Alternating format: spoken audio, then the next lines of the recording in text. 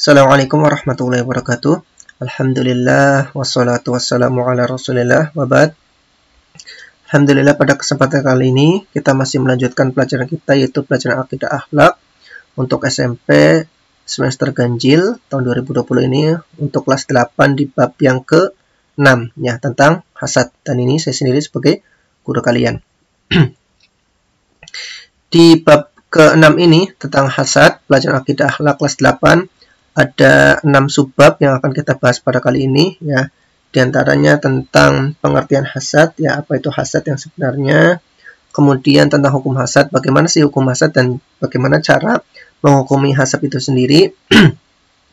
Kemudian apa dosa pertama makhluk dan siapa ya. Jadi sebenarnya dosa ketika di surga dan ketika di dunia itu apa dan siapa mereka itu yang terkena dosa tersebut.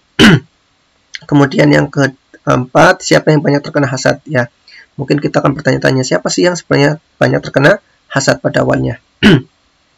Kemudian sub yang kelima, dampak hasad. Jadi ketika kita terkena hasad itu bisa menyebabkan apa saja ya. Di antaranya mengingkari takdir dan merusak hubungan manusia. Kemudian kita akan memberikan solusi hasad ya, ketika misalkan seseorang sudah terkena hasad atau kita sendiri terkena hasad, bagaimana sih cara mengobatinya. Kemudian sebelum kita belajar, marilah kita berdoa kepada Allah Subhanahu wa taala agar dimudahkan dalam pembelajaran kita kali ini. Di antaranya doanya, Allahumma inni as'aluka ilman nafi'a. Ya Allah, kami meminta kepada Engkau ilman nafi'a, ilmu yang bermanfaat, yang bukan hanya untuk diri kami sendiri maupun bisa bermanfaat untuk orang lain. Warizqan thayyiba, dan rizki yang halal lagi baik ya, bukan hanya halal lagi pula bergizi. Wa amalan mutaqabbalan, dan agar amal ibadah kita diterima di sisi Allah Subhanahu wa taala, baik salat kita, puasa kita, dan termasuk pembelajaran pada kali ini.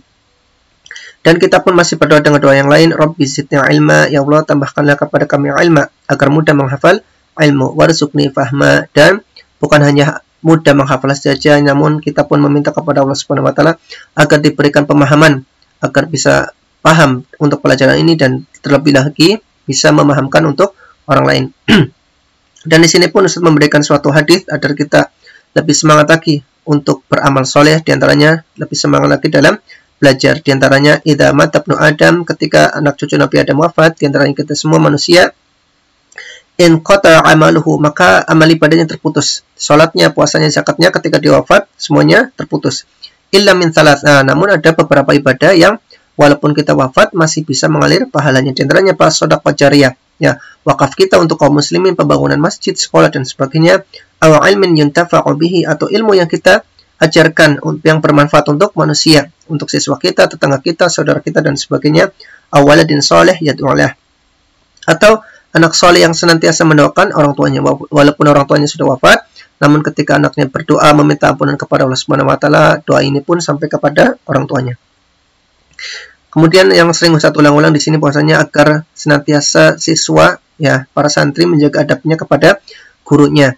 Ketika guru itu menghukum santri, siswa itu bukan karena guru tersebut benci, tidak ya, namun guru tersebut ingin mengingatkan ya, memperingatkan anak tersebut agar tidak terjatuh dalam kesalahan yang sama ya. Ibaratnya ketika si anak itu berada di tepi jurang, kemudian sang guru pun menarik, dan bisa jadi anak itu pun terjatuh berdarah ya. Namun berdarahnya ini lebih mending daripada dia harus terjatuh tersungkur ke dalam jurang yang akibatnya bisa menyebabkan kematian.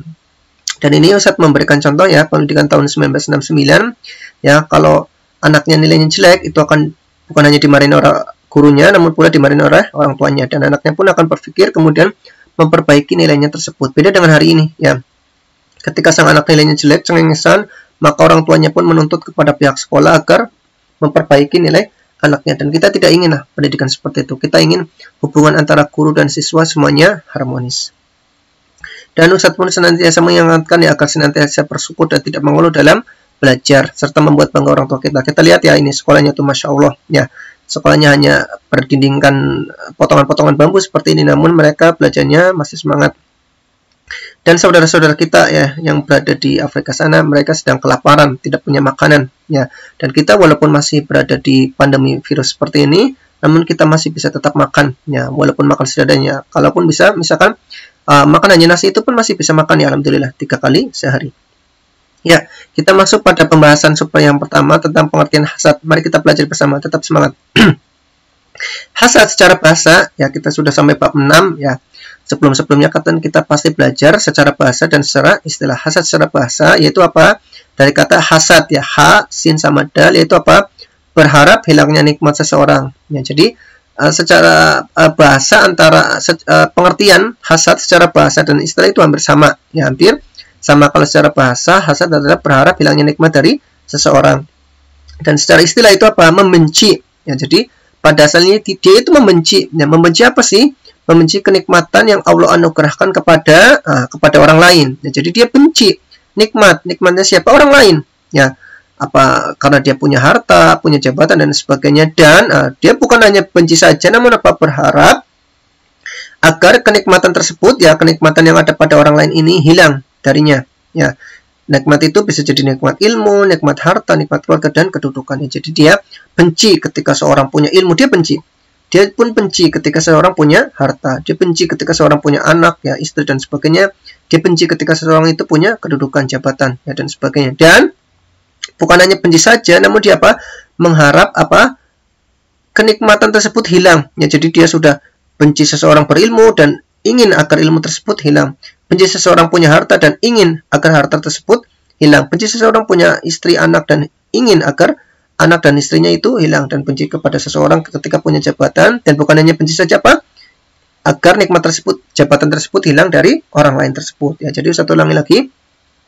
Bahwasanya hasad secara bahasa itu apa? Berharap hilangnya nikmat dari seseorang, hampir sama ya. Pengertian bahasa dan pengertian istilah untuk hasad itu hampir sama, yaitu apa? Berharap hilangnya nikmat dari seseorang. Dan secara istilah itu apa? Membenci ya kenikmatan yang Allah anugerahkan kepada orang lain. Ya, dia benci kepada kenikmatan tersebut yang diberikan kepada orang lain dan berharap agar kenikmatan tersebut hilang. Ya, jadi intinya bukan hanya benci, namun apa? Berharap agar nikmat tersebut hilang dari orang lain.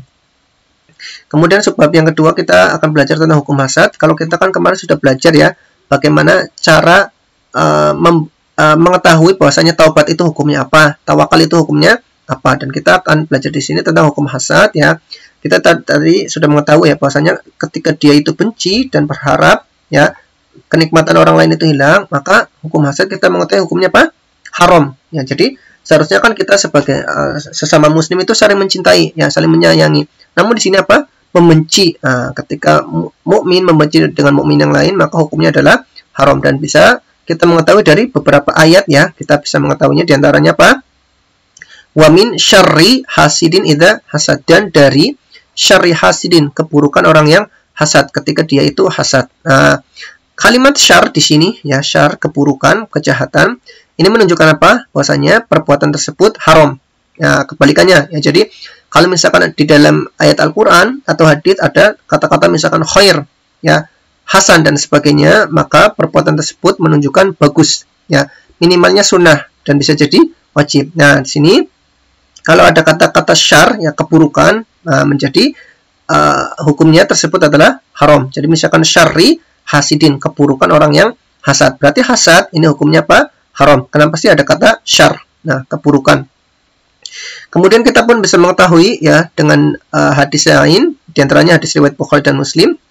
Kalau ini dalam surat Al-Falaq ya, kita semuanya hafal. Dalam hadis riwayat Al-Bukhari Muslim ini hadisnya ada di Arba'in Nawawi juga. Rasulullah SAW bersabda, "Iyyakum wadzon." Ya, hati-hatilah kalian terhadap dzon, berburuk sangka kepada saudara kalian. Ya, kenapa sih? Fa inna dzonna, karena berburuk sangka kepada saudara kalian itu akdzabul hadits. Ya, seburuk-buruknya ucapan. Ya, ucapan yang paling dusta. Kemudian bukan hanya berburuk sangka yang tidak boleh kepada saudara kita, namun apalagi wala tanajashu ya. Dan janganlah kalian berjual beli secara nipu, itu nggak boleh ya. Kalau boleh jual beli harus yang terang, jelas, ukurannya berapa, panjangnya berapa, spesifikasinya seperti apa dan seperti apa ya. Karena kalau misalkan kita berjual beli dengan cara yang tanajus, menipu, maka akan saling bermusuhan ya. Kemudian hal yang ketiga yang Rasulullah SAW larang kepada umatnya, ini hadisnya panjang ya sebenarnya, namun Ustaz di sini potong. Yang ketiga, wala tahasadu, dan janganlah kalian saling hasad. Nah, kalau yang ayat ini wa min syarri hasidin idza hasad, ini hal yang menunjukkan haram yang mana? Syarri ini ya. Nah, kalau yang hadis ini ya wala tahasadu, yang menunjukkan keburukan, yang menunjukkan bahwasanya perbuatan ini haram adalah apa? Kalimat la. La ini kan la artinya tidak, ya. Jadi ketika ada ayat atau hadis yang menunjukkan kata la, tidak, maka perbuatan tersebut adalah haram, ya. Wala tahasadu, dan janganlah, seperti itu ya. Dan janganlah kalian saling hasad, janganlah kalian saling benci, ya. Jadi Ustaz ulangi lagi. Hukum hasad adalah haram, ya. Kita bisa mengetahui dari satu ayat dan satu hadis, diantaranya surat Al-Falaq ini, wa min syarri hasidin, ya. Kenapa sih hasad itu haram? Ya karena di sini ada syarr, dari keburukan orang yang hasad. Kemudian di hadis Nabi wala tahasadu, ya. Kenapa sih hasad itu haram? Karena ada la di sini. Dan janganlah kalian saling hasad. Kemudian kita lanjutkan lagi pada sebab yang ketiga, apa dosa pertama makhluk dan siapa? Ya, jadi Allah Subhanahu wa taala ketika menciptakan Nabi Adam di surga, ya itu nanti ada peristiwanya. Kenapa sih Nabi Adam itu turun ke bumi, ya. Kemudian ketika di bumi pun ada peristiwa lagi, dosa pertama yang ada di muka bumi. Ya, jadi dosa pertama di surga dan di bumi itu apa? Hasad. Ya, hasad adalah dosa pertama, ya. Baik itu yang terjadi di surga, bukan kelak ya, yang sudah terjadi ketika surganya Nabi Adam, dan ketika ketika Nabi Adam sudah turun ke bumi. Ya, kita akan baca. Yang pertama, ketika hasad pertama dosa yang ada di surga adalah yang terkena adalah iblis. Ya, kita akan baca kisahnya. Dan surah Al-A'raf ayat 12. Qala ma mana'aka alla tasjuda id amartuk. Jadi Allah Subhanahu wa taala berfirman, ketika Allah Subhanahu wa taala sudah memerintahkan malaikat untuk sujud, kemudian malaikat sujud. Nah, tinggal iblis saja yang tidak mau sujud. Kemudian Allah Subhanahu wa taala berfirman, berkata kepada iblis, "Ma mana'aka?" Ya, apa sih yang menghalangi kamu wahai iblis?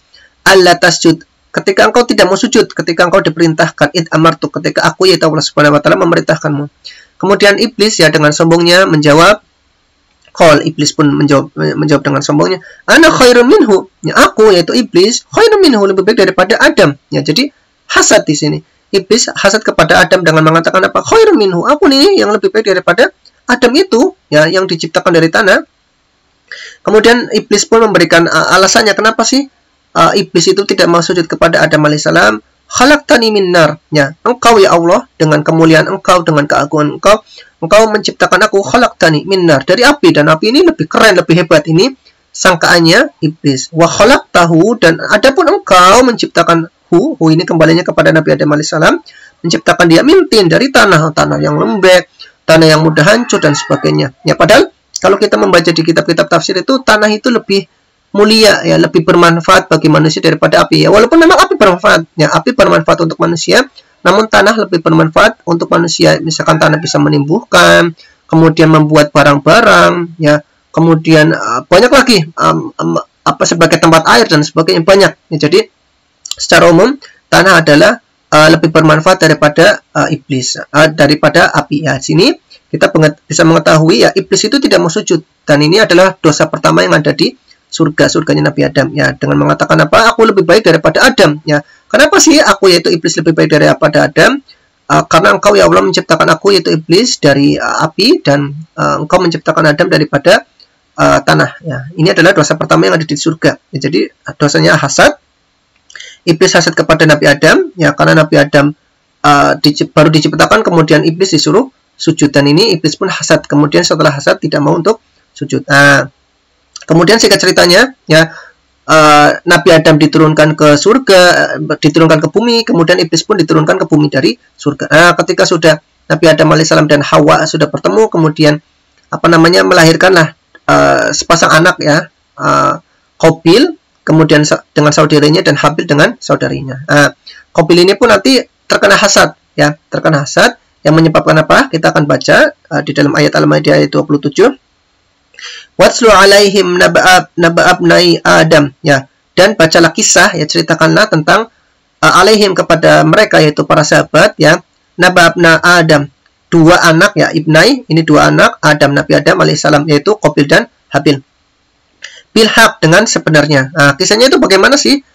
Ketika Qabil ini, yaitu Qabil kakaknya Habil itu hasad, idh qarraba, ketika keduanya, ya, keduanya itu Qabil dan Habil, qarraba kurbanan itu memberikan pengorbanan, ya. Jadi Nabi Adam alaihissalam memberikan suatu lomba lah, ya, lomba kepada Qabil dan lomba kepada Habil.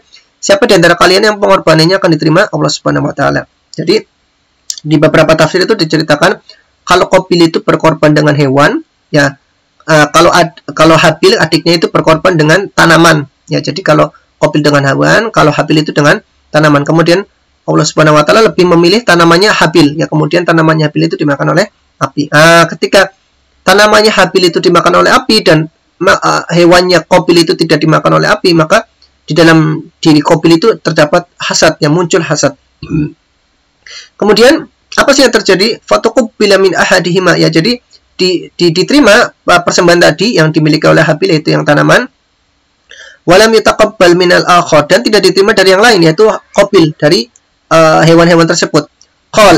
Kemudian ketika Habil diterima dan Qabil tidak diterima, apa yang dikatakan Qabil, yaitu Qabil putra Nabi Adam alaihissalam, laqtulannak, aku benar-benar akan membunuhmu. Seperti itu. Ya, jadi bukannya Qabil memberikan ucapan selamat kepada Habil, ya, Masya Allah kamu telah berjuang keras, kita juga sama-sama berjuang keras, namun engkau yang sudah diterima oleh Allah, tidak memberikan selamat, semangat dan sebagainya, namun mengatakan apa? Laqtulannak, maka aku pun akan membunuhmu. Dan benar terjadi, ya. Bukan hanya ucapan yang diucapkan oleh Qabil, ya, namun Qabil pun melakukan pembunuhan terhadap Habil. Dan ini dosa pertama yang terjadi di bumi. Seperti itu. Jadi Masya Allah, ya. Jadi kita bisa menjawab pertanyaan ini, apa dosa pertama makhluk dan siapa? Ya, dosa pertamanya ini hasad, ya. Dan siapa? Ya, kalau di surga yang pertama itu yaitu iblis, dan kalau untuk yang di bumi adalah Qabil. Ya, iblis dengan tidak mau sujud kepada Nabi Adam, ya. Qabil dengan membunuh Habil, itu adiknya, ya. Waliyadzubillah, kita berlindunglah dari sifat hasad yang seperti ini. Kemudian kita masuk ke sub pembahasan yang keempat, yaitu siapa yang banyak terkena hasad, ya. Jadi hasad itu kan tadi, ya, pertama kali dimiliki oleh iblis, disuruh sujud kepada Nabi Adam tidak mau. Kemudian di dunia yang terkena adalah Qabil, disuruh ketika persembahannya tidak diterima, kemudian membunuh Habil. Kemudian berjalannya waktu ternyata ada sih. Kalau tadi kan hanya satu orang, ya, iblis hanya satu orang, kemudian Qabil hanya satu orang. Nah, berjalannya waktu nanti ada beberapa kaum yang memang mereka itu pada dasarnya hasad, iri, dengki, ya. Bukan hanya kepada orang di luar dia, ya, orang di luar golongannya, namun di dalam golongan mereka sendiri. Kita akan baca siapa sih mereka-mereka yang terkena hasad, yang banyak orang terkena hasad. Kita akan baca. Wadda katsirun min ahlil kitab, ya, banyak dari kalangan ahli kitab. Ahli kitab ini kalau kita baca di kitab-kitab tafsir itu ada dua golongan, ya. Yang pertama Yahudi, yang kedua adalah Nasrani, ya. Jadi banyak dari kalangan Yahudi dan Nasrani itu mereka menginginkan apa sih? Lau yarudunakum. Mereka itu menginginkan kalian, ya, kalian ini para sahabat dan umumnya adalah kaum muslimin di sini, ya, menginginkan yurudun, menjadi murtad, ya. Menjadi murtad dari apa? Ba'da imanikum, setelah keimanan kalian, ya. Setelah kalian itu dulunya kafir Quraisy yang mempunyai banyak keburukan, yang membunuh anak, mabuk dan sebagainya, ya. Dari beriman menjadi apa? Kufar, menjadi orang kufar lagi, ya. Jadi ahli kitab ini menginginkan agar kaum muslimin menjadi kufar lagi. Kenapa sih mereka itu berkeinginan agar kaum muslimin menjadi kufar? Ya, karena ketika mereka menjadi iman, mereka menjadi lebih mulia lagi, lebih beradab lagi, ya, lebih berakhlak lagi di hadapan manusia, ya, dan sebagainya. Mereka para orang Nasrani di Yahudi ini ingin orang mukmin menjadi kufar. Kenapa sih? Hasadan, ya, karena mereka hasad, ya. Orang mukmin yang tadinya tidak beradab menjadi beradab, ya. Orang mukmin yang tadinya tidak maju menjadi maju. Maka orang ahli kitab, orang Nasrani dan Yahudi menjadi hasad, ya, menjadi iri, dengki. Min indi anfusihim, ya, dari diri-diri mereka sendiri, ya. Jadi bukan karena orang lain yang menyebabkan benci, tapi orang Yahudi sendiri yang membuat diri mereka sendiri benci kepada kaum muslimin. Ba'dama tabayyana lahumul haq, setelah, ya, hak itu telah jelas kepada mereka, ya. Jadi ketika Rasulullah datang membawakan Al-Qur'an, jelas, ya, konteksnya, konsep yang ada di dalam Taurat itu sama dengan konsep yang ada di dalam Al-Qur'an. Mata tabayyana lahumul haq, ya. Kebenaran sudah ada, Al-Qur'an sudah disampaikan kepada orang Yahudi. Fa'fu wasfahu. Kemudian Allah Subhanahu wa taala pun memerintahkan kita, ya, walaupun orang Yahudi, orang Nasrani itu hasad kepada kita, namun apa yang Allah Subhanahu wa taala perintahkan kepada kita? Fa'fu wasfahu, ya. Berilah ampunanlah, maafkanlah orang-orang Yahudi ini, ya. Maafkanlah orang-orang Nasrani ini ketika mereka itu membenci kalian, ketika mereka itu hasad kepada kalian. Fa'fu wasfahu. Ampunilah, ya. Maafkanlah mereka dan wasfahu, berlapang dadalah kepada mereka, ya. Jadi Masya Allah di sini anjuran yang sangat berat ya bagi kita semua ketika ada orang yang hasad kepada kita, namun kita mengampuni mereka dan malahan berlapang dada kepada mereka. Nah, ini pembahasan yang ke-4 ya. Jadi kita bisa menjawab pertanyaan ini, siapa yang banyak terkena hasad, yaitu apa? Min ahlil kitab. Ahlil kitab itu siapa? Yahudi dan Nasrani. Kemudian kita masuk ke pembahasan yang ke-5 ya, tentang dampak hasad. Nah, jadi tadi kita sudah mengetahui bahwasanya hasad itu haram ya, maka ketika sesuatu yang haram itu pasti berdampak negatif ya, baik kepada diri kita sendiri ataupun orang lain. Kita akan baca ada minimal dampak negatif dari hasad. Yang pertama, hasad ini bisa mengingkari takdir ya, dia akan berburuk sangka kepada Allah ya, imannya akan berkurang, bahkan bisa jadi dia menjadi orang kafir. Nah, seperti itu, dia mengingkari takdir. Kemudian dampak hasad yang kedua yang negatif yaitu merusak hubungan manusia ya. Kita tadi melihatlah, jadi iblis itu hubungannya rusak dengan Adam ya, Qabil hubungannya rusak dengan Habil, dan bahkan Qabil itu membunuh Habil ya, Masya Allah. Jadi ketika seseorang itu hasad dengan orang lain, itu hubungannya akan rusak ya, mereka akan bermusuhan, tidak saling sapa ya, dan sebagainya. Yang tadinya akrab, berbicara bareng, ngobrol bareng, duduk bareng, maka tidak jadi. Bahkan nanti ada perbuatan-perbuatan lain yang bisa berdampak merembet ya dari hasad, yaitu namimah, ghibah dan sebagainya. Kita akan baca satu persatu, kita akan jelaskan di sini. Yang pertama apalah dampak hasad, yaitu merusak hubungan manusia ya, sebagaimana yang Rasulullah SAW sabdakan di dalam hadis riwayat Tirmidzi. Anna Nabi sallallahu alaihi wasallam qol, bahwasanya Nabi sallallahu alaihi wasallam bersabda, dabba ilaikum da'ul umam qablakum ya. Jadi dabba ya, dabba itu sudah merayap ya. Dabba ya, dubu itu kan kadal ya, merayap ya. Merayap di antara kalian itu para sahabat atau kaum muslimin sekarang pada umumnya, daul umam qablakum. Itu penyakit ya, penyakit umat-umat sebelum kalian. Itu tadi yang pembahasan yang ini. Ya, umat-umat sebelum kalian siapa? Ahlul kitab, yaitu orang-orang Yahudi dan Nasrani ya. Dabba ilaikum daul umami qablakum ya. Merayap penyakit-penyakit umat-umat sebelum kalian siapa? Ahlul kitab. Ahlul kitab itu siapa? Yahudi dan Nasrani. Penyakitnya apa sih? Daul ini apa sih? Apakah penyakit jantung? Apakah penyakit stroke? Ya, kita akan baca al-hasad. Nah, penyakit batin yaitu penyakit hasad. Wal baghdha, dan saling permusuhan, saling membenci. Ya, hasad dan baghdha ini, dengki dan saling membenci ini hiyal haliqah. Dua dosa ini ya, haliqah, dia sebagai yang bisa mencukur ya. Kalau gunting itu kan mencukur rambut, kemudian rambut terlepas dari bagian kita. Nah, apa yang Rasulullah SAW melanjutkan? La qulu tahlikus sya'ra. Aku, yaitu Rasulullah SAW, tidak mengatakan bahwasanya hasad itu tidak membuat seseorang jadi botak ya, enggak. Jadi ini kan Rasulullah memberikan kiasan ya, bukan berarti ciri-ciri orang hasad satu rambutnya botak, tidak ya. Jadi ini Rasulullah SAW memberikan kiasan saja. Walakin tahlikud din ya, akan tetapi hasad dan saling membenci ini akan mengikis ya, akan mencukur din agama.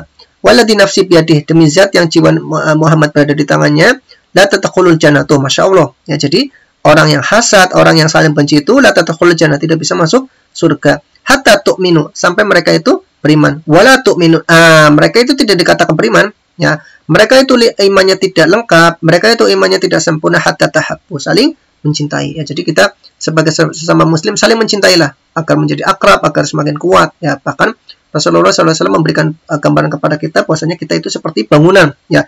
Ada pasir, ada bata dan sebagainya. Tidak bisa pasir itu hasad kepada bata kemudian jadi bata semua. Ketika semuanya jadi bata, apakah bisa jadi rumah? Tidak bisa ya.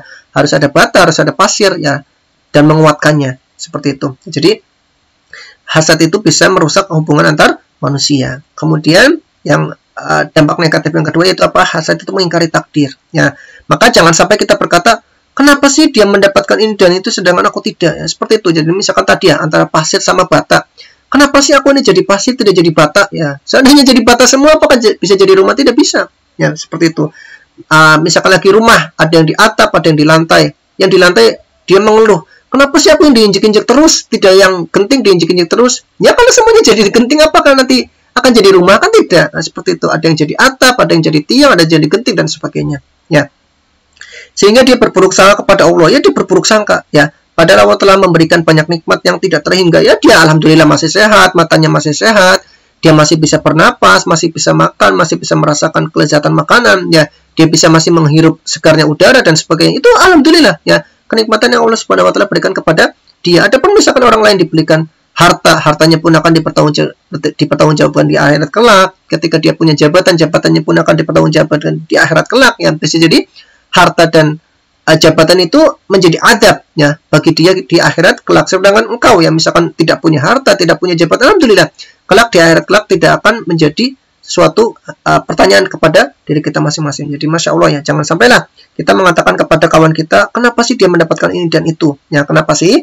Karena kalau misalkan kita mengatakan ini, maka kita bisa mengingkari takdir, dan mengingkari takdir ini bisa mengurangi kesempurnaan iman kita, bahkan bisa menjadi kita orang kafir. Kemudian kita bisa mengobati hasad. Ya, hasad yang pertama, hasad itu memang penyakit. Yang kedua, hasad berlindung dari hasad. Yang ketiga, berbaik sangka kepada takdir Allah. Dan yang keempat, membalas keburukan dengan kebaikan. Ya, yang pertama, cara mengobati hasad itu harus memahami bahwasanya hasad itu penyakit. Ya, jadi kalau misalkan orang yang merokok, dia itu kemudian sakit, kemudian di bungkus rokok itu ada tulisannya rokok bisa menyebabkan ini itu. Ya sudah jelas rokok itu penyakit, tapi dia tidak beranggapan bahwasanya rokok itu penyakit, maka akan menyantap terus rokok itu. Dan dia tidak akan sembuh. Kenapa sih? Karena penyakit lagi yang dimasukkan, maka bagaimana dia akan sembuh? Ya, jangan sampai kita menganggapnya, yaitu menganggap hasad bukan penyakit. Ya, seperti tadi lah, rokok, jangan sampai menganggap rokok itu bukan penyakit. Ya, kalau menganggap rokok bukan penyakit, ya selamanya akan menghisap rokok tersebut dan selamanya akan memasukkan racun ke dalam tubuhnya. Bahkan jangan sampai kita merawat, ya, penyakit tersebut hingga betah di dalam diri kita, ya. Bahkan hasad itu kan penyakit batin, ya. Kalau masih ada di dalam tubuh kita, itu lama-lama penyakit hati ini pun bisa merambah ke penyakit fisik, ya, seperti stroke jantung dan sebagainya. Ya, jadi misalkan ada tetangga dengan tetangga lain, ya, tetangga tiba-tiba beli motor kemudian sakit, ya, kena stroke gitu. Kemudian berbulan-bulan berjalan, tetangga lagi punya mobil, ya, kemudian penyakit jantung. Nah, seperti itu. Lama-kelamaan dia mati sendiri gitu, karena diri sendiri, ya, dia itu tidak berlapang dada ketika tetangga punya motor. Alhamdulillah tetangga punya motor. Coba kalau misalkan nggak punya motor, maka pinjam motor saya, bisa jadi motor saya rusak, kan seperti itu, ya. Alhamdulillah tetangga punya mobil. Alhamdulillah tetangga punya mobil. Kalau misalkan suatu saat istri saya melahirkan, anak saya sakit, saya bisa meminjam mobil tetangga saya, kan seperti itu, ya. Jadi kalau misalkan dia berlapang dada kan enak, ya. Tapi kalau misalkan dia dadanya sempit, tetangga punya motor marah, tetangga punya mobil marah, ya akan kena penyakit stroke, kena penyakit jantung dan sebagainya. Ya, seperti itu. Jadi cara mengobati hasad yang pertama itu harus memahami bahwasanya hasad itu penyakit, ya. Kalau dia paham bahwasanya hasad itu penyakit, dia tidak akan memasukkan hasad itu ke dalam dirinya. Samanya seperti tadi. Ketika seseorang itu memahami rokok itu penyakit, ya, jantung, kanker dan sebagainya, maka dia pun tidak akan memasukkan rokok ke dalam dirinya sendiri. Kemudian yang kedua, ya, kita harus paham, kita harus berdoa, ya, meminta perlindungan kepada Allah Subhanahu wa taala dari sifat hasad, dan salah satunya di surat Al-Hasr, ya. Kalian insyaallah santri sudah hafal lah surat Al-Hasr ayat juz 28 itu dengan doanya Rabbana ighfir lana wa li ikhwanina alladziina sabaquna bil iman wa la taj'al fi qulubina ghillan lil ladziina amanu rabbana innaka ra'ufur rahim.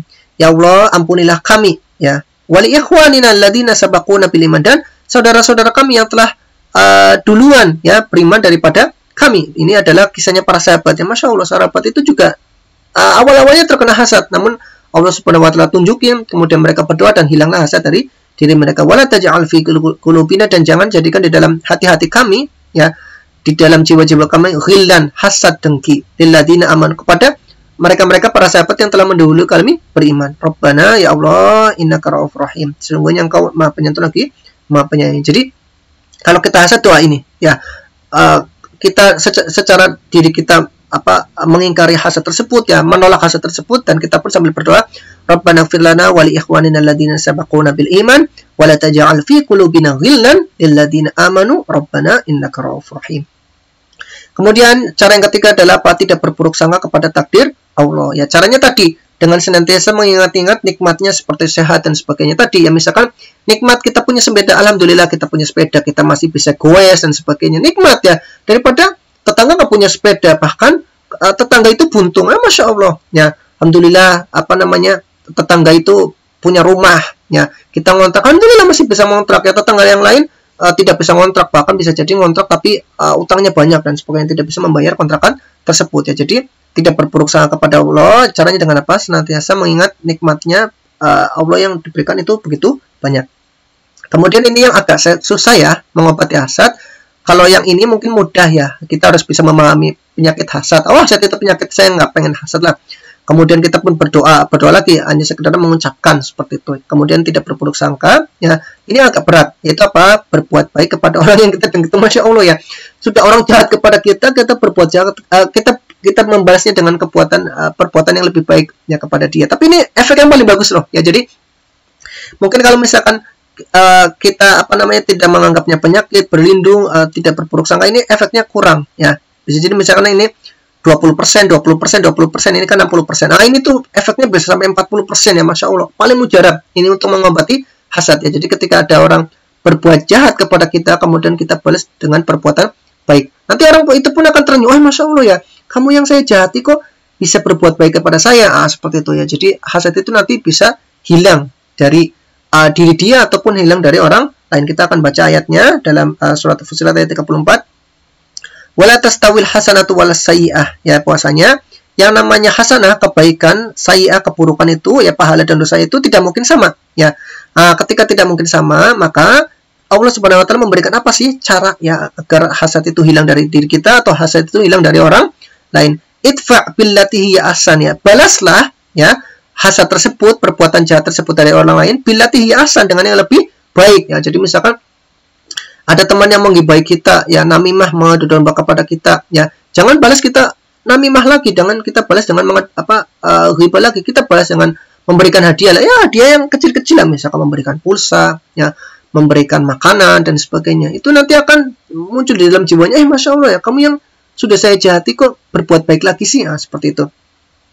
Faidal ladzi bainaka, ya kalau engkau wa bainahu, dan orang yang hasad kepada engkau itu ada permusuhan, ya kalau sudah memberikan hadiah dan sebagainya, ya nanti efeknya apa sih? Ka'annahu waliyun hamim, ya seolah-olah mereka menjadi teman setia tadi. Jadi yang asalnya musuhan, yang asalnya saling menggibai, yang asalnya saling mengadu domba dan sebagainya, ketika mereka saling memberikan hadiah, ya memberikan perbuatan baik yang lagi, itu mereka akan waliyun hamim, menjadi teman yang setia ya. Temannya marah-marah kemudian dia senyum, ya semoga waliyun hamim, menjadi akrab kembali. Temannya menjahatinya kemudian memberikannya hadiah, ini menjadi waliyun hamim, menjadi temannya akrab. Kemudian kita katakan ya bahwasanya yang ini tuh berat ya. Jadi misalkan ini sampai 40% efeknya hasad itu bisa menjadi hilang. Dan ini seperti biasa ya, ada mufradat yang kalian nanti hafalkan ya. Di antaranya idfa, tolak yang tadi ya, cara mengobati hasad. Kemudian da, ya ini pada hadis tentang siapa sih hasad itu menjangkiti banyak kaum siapa ya. Kemudian yuraduna, ini pun sama ya, tadi hasad itu banyak menjangkiti kaum siapa saja. Kemudian mana'a ya, itu artinya ini dulu ya, yaruduna mengembalikan, da penyakit ya, mana'a menghalangi ya, watslu ya ceritakan, kisahkanlah ya, tilawah ini asal katanya watslu itu tilawah, kemudian iyakum jauhilah ya. Kemudian ini Ustadz berikan suatu video ya tentang cara mengobati hasad oleh Ustadz Abdul Husain. Kita dengarkan baik-baik. Bagaimana mengobati penyakit ini? Bagaimana mengobati penyakit ini? Yang pertama, ya, menyadari bahwa bagaimana mengobati penyakit ini? Bagaimana mengobati menyadari bahwa iri itu penyakit? Yang pertama, ya, kalau misalnya nggak sadar, ya ini hampir sama lah ya, hampir sama dengan tadi yang Ustadz jelaskan, bahwasanya hasad memang penyakit ya. Tadi kita harus mengetahui misalkan kayak rokok dan sebagainya. Kalau seseorang itu berkeyakinan rokok bukan penyakit, ya terus akan menghisap rokok. Kemudian berdoa perlindungan hasad ya tadi, wala taj'al fi qulubina ghillan lil ladzina amanu, itu kemudian berbaik sangka pada takdir Allah ya. Salah satunya dengan selalu mengingat-ingat yang nikmat yang Allah berikan kepada kita itu sangat banyak ya. Walaupun teman yang tetangga kita itu nikmatnya lebih banyak, tapi kita pun nikmatnya masih banyak ya, jika dibandingkan dengan orang yang di bawah kita. Kemudian membalas keburukan dengan kebaikan, dan ini yang salah satu yang paling berat ya. Kemudian zadanallahu ilman wa hirsan ya. Di akhir pembahasan ini kita berdoa semoga Allah Subhanahu wa taala senantiasa menambahkan kepada kita ilmu ya dan semangat ya agar tidak kendor dalam belajar. Dan semoga yang kita pelajari ini bukan hanya untuk dipahami saja ya, jadi jangan kita hanya sebatas paham hasad pengertiannya apa, kepada siapa, hukumnya apa, tapi kita sendiri hasad tidak ya. Jadi kita ingin agar hasad ini dipahami ya, kemudian dijauhi ya, diamalkan maksudnya apa? Dijauhi. Ketika hasad itu penyakitnya sudah dijauhi ya. Jika ada pertanyaan silakan, ini nomornya Ustadz dan ini email, dan ini silakan ada website Ustadz, kunjungi saja ya. Ini tempat Ustadz mengambil template ya. Kemudian sebelum kita akhiri pelajaran kita, marilah kita bersalawat untuk Nabi dan berdoa untuk orang tua kita. Kenapa sih bersalawat? Karena melalui Nabi lah kita mendapatkan ilmu iman Islam ya, diantaranya ilmu tentang hasad ini, bagaimana biar kita tidak hasad ya. Marilah kita bersalawat untuk Nabi Muhammad SAW. Allahumma sholli ala Muhammad wa ala ali Muhammad kama shallaita ala Ibrahim wa ala ali Ibrahim innaka Hamidum Majid. Kemudian kita pun berdoa untuk orang tua kita ya, ayah kita yang sudah membanting tulang ya, kepala jadi ke kaki, kaki jadi kepala, untuk bisa menafkahi kita ya, untuk bisa membiayai pendidikan kita, dan orang tua kita ya, ibu kita, mulai dari mengandung kita, melahirkan kita, sampai sekarang pun masih dirawat oleh ibu kita. Mari kita berdoa, Rabbik firli ya, ya Allah ampunilah aku, wali walidaya, dan kedua orang tuaku, warhamhuma, dan sayangilah keduanya, ayahku ibuku, kama rabbayani shaghira, sebagaimana mereka telah mendidikku selagi aku kecil. Alhamdulillahirabbil alamin.